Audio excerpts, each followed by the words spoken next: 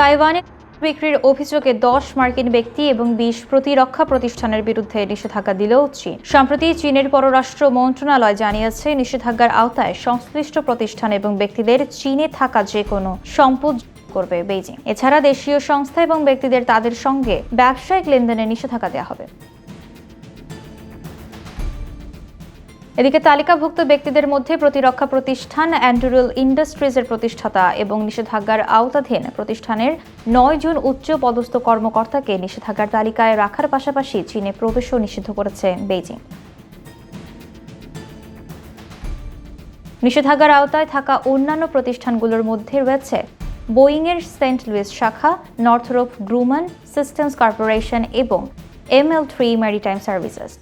অন্যদিকে গত সপ্তাহে যুক্তরাষ্ট্র তাইওয়ানে $11.1 বিলিয়ন বিক্রির ঘোষণা দেয়, যা এ পর্যন্ত সবচেয়ে বড় মার্কিন প্যাকেজ হিসেবে বিবেচিত হচ্ছে। এমন ঘটনার পরই পাল্টা পদক্ষেপের ঘোষণা দিল চীন। এছাড়া চীনের পররাষ্ট্র মন্ত্রণালয়ের মুখপাত্র এক বিবৃতিতে জানান, তাইওয়ানের সমস্যা চীনের মূল স্বার্থের কেন্দ্রবিন্দু এবং চীন যুক্তরাষ্ট্র সম্পর্কের প্রথম সীমারেখা, যা অতিক্রম করা যাবে না। বিবৃতিতে বলা হয়েছে, তাইওয়ান নিয়ে সীমা অতিক্রমকারী যে কোনো উস্কানিমূলক কর্মকাণ্ডের মোকাবেলায় চীন শক্তিশালী জবাব দেবে। তাইওয়ান বিক্রি নিয়ে চীনের সঙ্গে যুক্তরাষ্ট্রের উত্তেজনা থাকলেও আইনগতভাবে তাইওয়ানকে আত্মরক্ষার সক্ষমতা অর্জনের সহায়তা দিতে বাধ্যবাধকতা রয়েছে যুক্তরাষ্ট্রের।